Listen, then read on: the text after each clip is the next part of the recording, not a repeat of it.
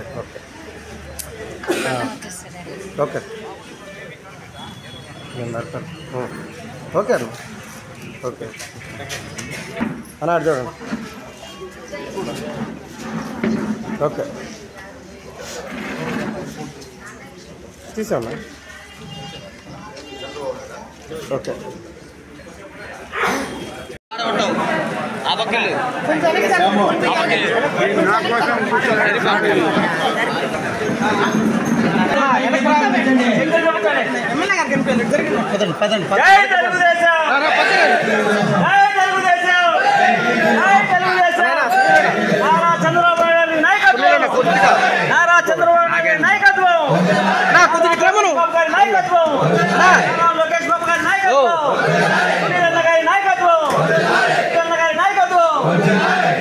Okay sir ఇప్పుడు పో పెద్దన పో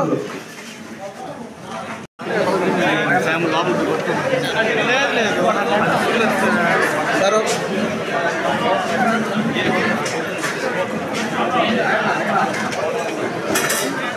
రైట్ పైపురాలు పక్కకు వచ్చండి వచ్చండి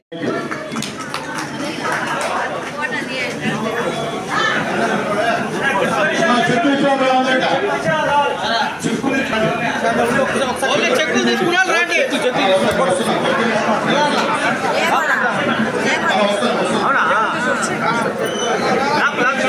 చెక్కులు తీసుకున్నారండి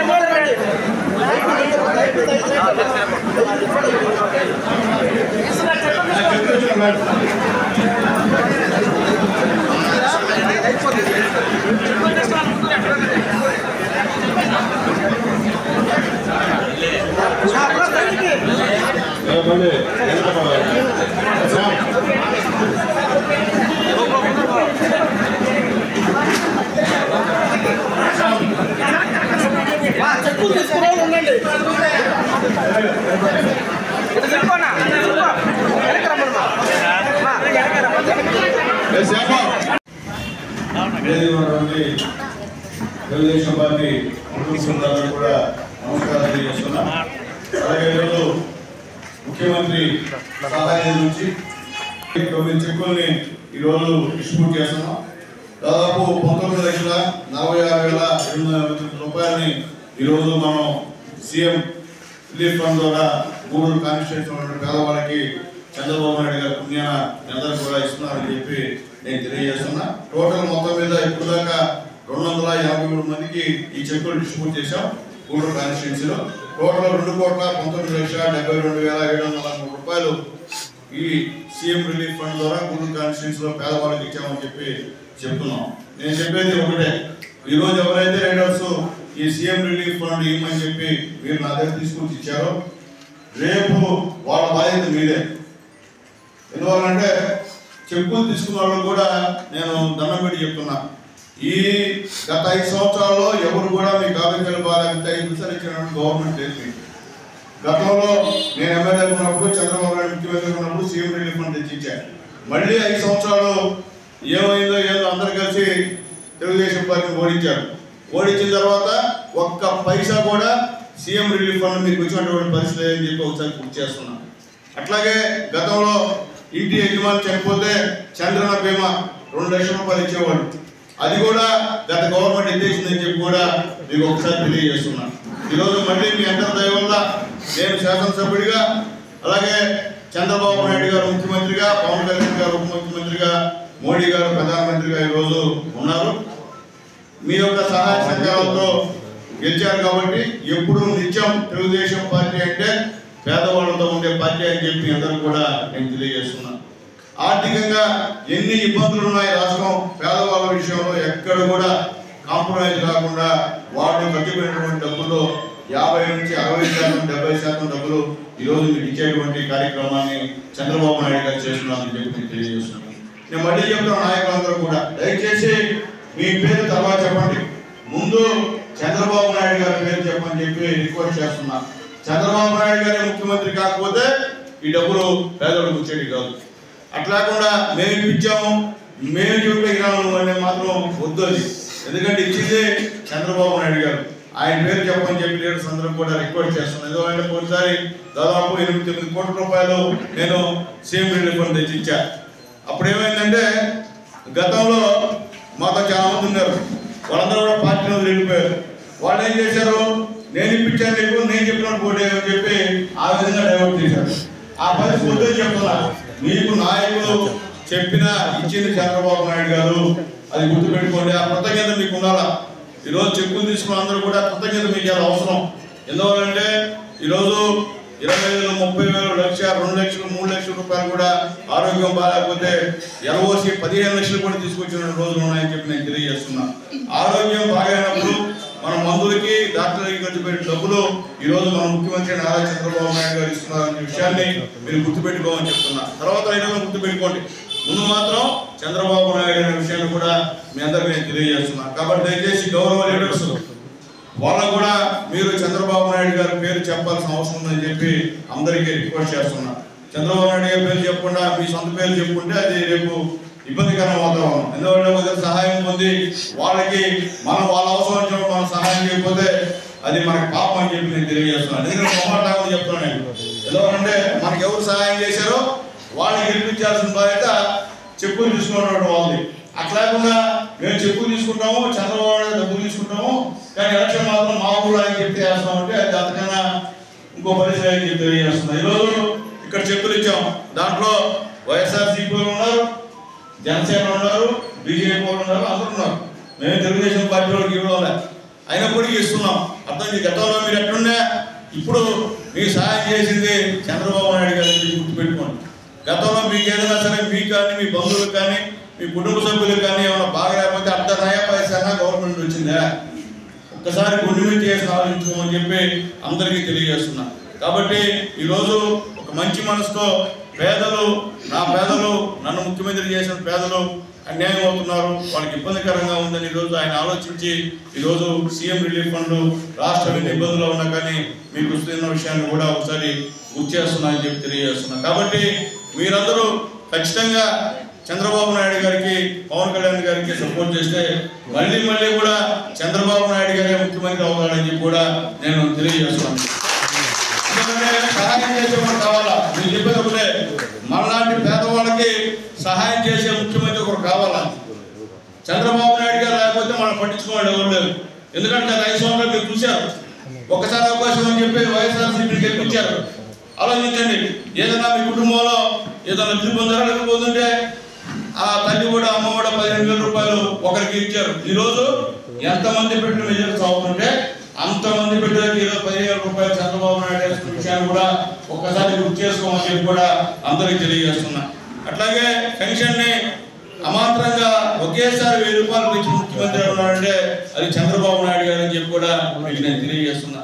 ఈరోజు మహిళలకి ఉచిత బస్సు ప్రయాణం, టికెట్ లేకుండా మహిళలు ఎక్కడికన్నా పోయేటువంటి సదుపాయాన్ని కల్పించింది నారా చంద్రబాబు నాయుడు గారు అని చెప్పి నేను తెలియజేస్తున్నా. అలాగే గ్యాస్ సిలిండర్లు కూడా సంవత్సరానికి 3 సిలిండర్ డబ్బులు బ్యాంకులో వేస్తున్నటువంటి ముఖ్యమంత్రి చంద్రబాబు నాయుడు గారు అని చెప్పి మీ అందరికీ తెలియజేస్తున్నాం. అలాగే ఈరోజు దాదాపు 16,579 టీచర్ పోస్టుని ఫిలప్ చేసినటువంటి ఏకైక మగాడు మా నారా లోకేష్ బాబు గారు అని చెప్పి తెలియజేస్తున్నాం. చెప్పాం, మేము గెలిస్తే నిరుద్యోగ సమస్య తీరుస్తాం, నిరుద్యోగులకి ఉద్యోగాలు ఇస్తామని చెప్పాం. చెప్పిన వెంటనే ఈరోజు ప్రైవేట్ సంబంధించిన సంస్థలన్నీ కూడా ఈ యొక్క ఆంధ్ర రాష్ట్రానికి ఆహ్వానిస్తున్నాం. త్వరలో దుగరాజపట్నం కూడా నౌకాయాన కేంద్రంగా మారేటువంటి పరిస్థితి ఉందని చెప్పి నిన్న కూడా చంద్రబాబు నాయుడు గారు గెలుపు వచ్చినప్పుడు చెప్పాడని చెప్పి కూడా నేను తెలియజేస్తున్నా. కాబట్టి అక్కడ ప్రైవేట్ సంస్థల్లో ఉద్యోగాలు ఈరోజు వస్తూ ఉన్నాయి. అలాగే గవర్నమెంట్ లో కూడా పోలీస్ శాఖలో కూడా ఉద్యోగాలు ఫిలప్ చేసిన పరిస్థితి కూడా మీకు ఒకసారి తెలియజేస్తున్నా. మళ్ళీ కూడా డిఎస్సి డిసెంబర్లో మళ్ళీ ఇంకోసారి నారా లోకేష్ బాబు గారు పెట్టేటువంటి పరిస్థితి అని చెప్పి కూడా ప్రకటించాలని చెప్పి కూడా మీకు నేను తెలియజేస్తున్నా. ఎందుకు చెప్తానంటే ఈ రాష్ట్రం బాగుంటే మనం బాగుంటాం. ఈరోజు కనీ విని ఎరుగని రీతిలో ఈ భారతదేశంలో ఉన్నటువంటి వస్తువు మోడీ గారు, చంద్రబాబు నాయుడు గారు, మన పవన్ కళ్యాణ్ గారు అని చెప్పి నేను ధైర్యంగా చెప్తున్నాం. ఈరోజు మొత్తం తగ్గిపోయినాయి.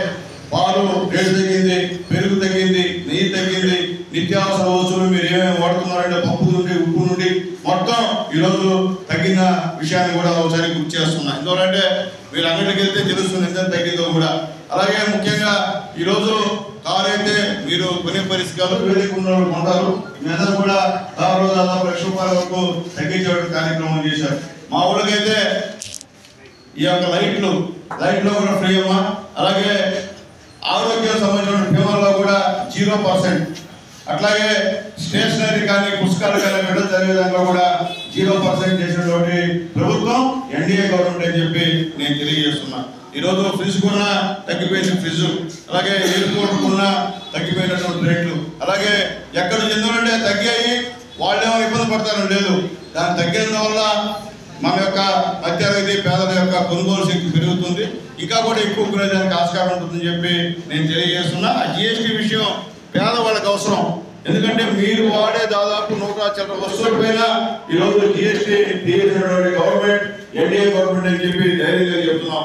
ఈరోజు చెప్పింది చేశాం తెలుగుదేశం పార్టీ, పవన్ కళ్యాణ్, మోడీ గారు అని చెప్పి ధైర్యంగా చెప్తున్నాం. మేము ఎలక్షన్ లో ఏమైతే చెప్పామో అది తూచా తప్పకుండా ఈరోజు చేస్తున్న విషయాన్ని కూడా ఒకసారి మీ అందరూ కూడా గుర్తు చేస్తున్నా.